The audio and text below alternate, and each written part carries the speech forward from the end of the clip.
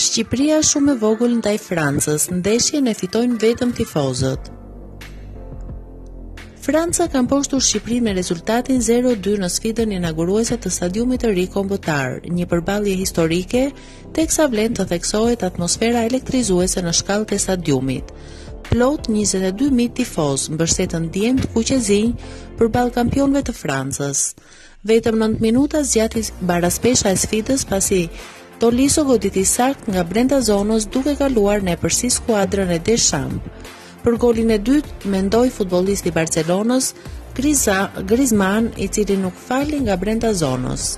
Një pjesë e parë dominuar nga kampionët e botës, ndërkohë që në fragmentin e dytë të lojës, kuqezinjt bën një paraqitje dinjitoze, duke provuar të shënojnë por pa sukses.